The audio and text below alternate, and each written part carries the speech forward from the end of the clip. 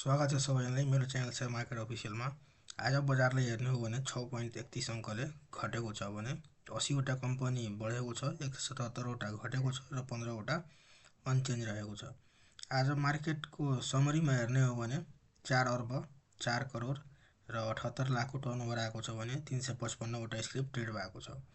आजको टप विनरमा हेर्नुहुन्छ भने एसओपीएल, एपीएचएल, डोल्टी, बुङ्गल, एमसीएचएल, पीवीएलडी 86, एसआईबीडी 2090, बीईडीसी रहेको छ भने आजको टप लुजरमा हेर्नुहुन्छ भने एसपीएचएल, यूएनएलबी, एनआईएमबीडी 90, केएचपीएल, आरएसएमएल, बीजीडब्ल्यूटी, एनएमबी 50, एनएबीबीसी, निफ्रा यूआर 8586 र केबीएसएच रहेको छ।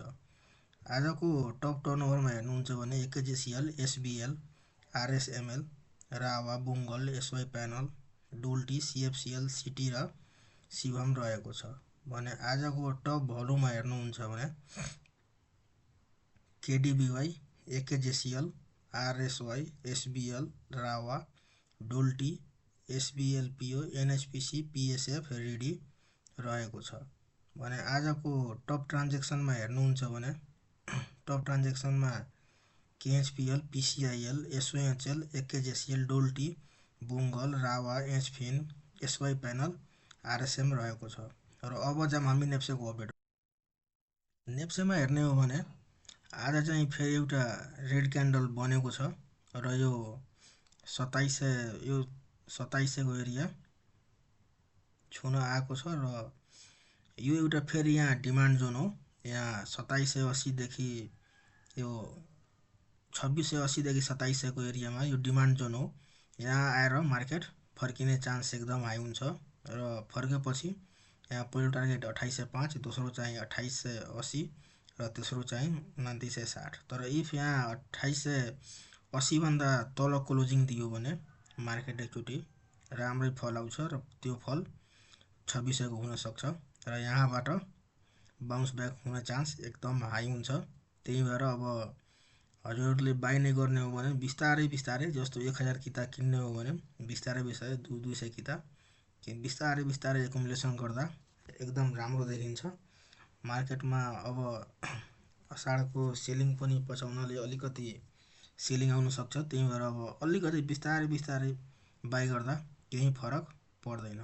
एकचोटि नेप्सेको यो फ्लोट सिट हेरौँ। फ्लोट सिटमा ब्रोकरहरूको के कस्तो छ भने आज 58 को हेर्ने हो भने सेल नै छ, 101 को पनि सेल छ, 42 को पनि सेल छ, 56 को पनि सेल छ, 45 को बाई छ, 6 नम्बरको सेल छ, 14 नम्बरको सेल छ, 32 नम्बरको बाई छ भने 49 को पनि बाई छ र 77 को पनि सेल छ भन्नाले 1 2 3 4 चारवटा ब्रोकरले बाई गरेको छ भने 6 वटाले सेल गरेको छ भन्नाले सेलिङ प्रेसर नै हावी छ।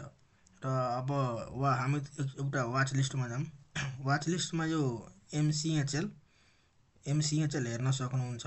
एमसीएचएलमा के छ भने यसको आज भोल्युम राम्रो आएको छ।